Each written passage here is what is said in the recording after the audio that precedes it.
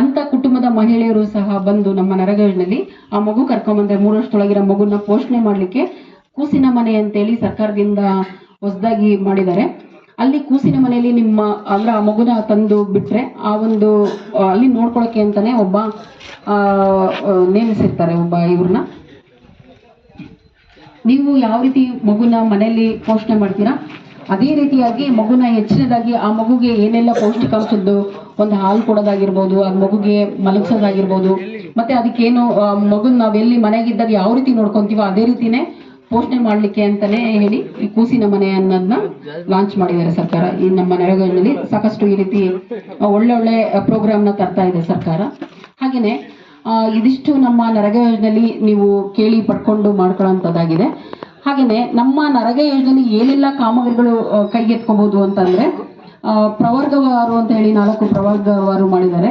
ಯಾವ್ಯಾವ ಪ್ರವರ್ಗದಲ್ಲಿ ಏನೆಲ್ಲ ಕೆಲಸ ಕೈಗೆತ್ಕೋಬಹುದು ಅಂತಂದ್ರೆ, ಮೊದಲನೇದಾಗಿ ಪ್ರವರ್ಗ 1ರಲ್ಲಿ ರಾಷ್ಟ್ರೀಯ ಗ್ರಾಮೀಣ ಕಾಮಗಾರಿಗಳನ್ನ ಮಾಡೋಂಥ ಅವಕಾಶ ಇದೆ.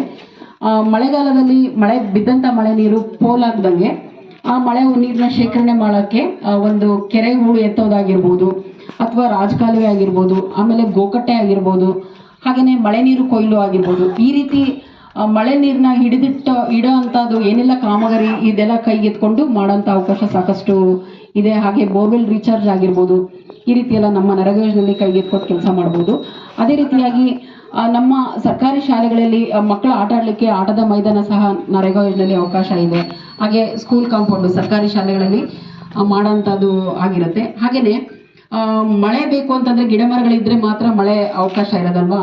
ಈಗೆಲ್ಲ ನಾವು ಸಾಕಷ್ಟು ನೋಡ್ತಾ ಇದೀವಿ, ಇರೋಂಥ ಗಿಡ ಮರಗಳನ್ನೆಲ್ಲ ಕಡಿದು ನಾವು ಏನು ಪ್ರಕೃತಿನ ನಾಶ ಮಾಡ್ತಿರೋದ್ರಿಂದ ಈ ರೀತಿ ನಾವು ಬರಗಾಲನ ಸೃಷ್ಟಿ ಮಾಡೋದಕ್ಕೆ ನಾವೆಲ್ಲರೂ ಕಾರಣ ಆಗಿದ್ವಿ. ಆಗಿರೋದ್ರಿಂದ ಈಗ ಇನ್ನು ಮುಂದೆ ಏನಾದ್ರೂ ನಮ್ಮ ಮುಂದಿನ ಪೀಳಿಗೆಗೋಸ್ಕರ ಇನ್ನು ಮುಂದೆ ಪ್ರತಿ ಎಲ್ಲೆಲ್ಲಿ ಗೋಮಾಳ ಜಾಗದಲ್ಲಿ ಅವಕಾಶ ಇದೆ, ಜಾಗ ಖಾಲಿ ಇದೆ, ಅಂತ ಜಾಗದಲ್ಲೆಲ್ಲ ಈ ಒಂದು ಸಸಿ ನೆಡೋಂಥ ಕಾರ್ಯಕ್ರಮ ಮಾಡಬೇಕಾಗಿದೆ. ಹಾಗಾಗಿ ನಮ್ಮ ನರೇಗಾ ಯೋಜನೆಯಲ್ಲಿ ಸಸಿ ನೆಡೋಂಥ ಕಾರ್ಯಕ್ರಮ ಅಂದ್ರೆ ಎಲ್ಲೆಲ್ಲಿ ಅದು ಸರ್ಕಾರಿ ರಸ್ತೆಗಳಲ್ಲಾಗಿರ್ಬೋದು, ಆ ಕಡೆ ಈ ಕಡೆ ರಸ್ತೆ ಬದುಗಳಲ್ಲಾಗಿರ್ಬೋದು, ಆಮೇಲೆ ಕಾಂಪೌಂಡ್ ಜಾಗ ಇದ್ರೆ ಆಸ್ಪತ್ರೆಗಳ ಕಾಂಪೌಂಡ್ ಅಲ್ಲಾಗಿರ್ಬೋದು, ಅಥವಾ ಸ್ಕೂಲ್ ಕಾಂಪೌಂಡ್ ಅಲ್ಲಾಗಿರ್ಬೋದು, ಈ ರೀತಿ ಎಲ್ಲ ಎಲ್ಲೆಲ್ಲಿ ಅವಕಾಶ ಇದೆ ಅಂತ ಜಾಗದಲ್ಲೆಲ್ಲ ಗಿಡ ನೆಡೋಂಥ ಕಾರ್ಯಕ್ರಮ ಅಂದ್ರೆ ಅರಣ್ಯೀಕರಣ ಮಾಡೋಕ್ಕೆ ಅವಕಾಶ ಇರೋದ್ರಿಂದ ನಮ್ಮ ನರೇಗಾ ಯೋಜನೆಯಲ್ಲಿ ಇದನ್ನು ಸಹ ಮಾಡ್ಕೊಳಕ್ಕೆ ಅವಕಾಶ ಇದೆ.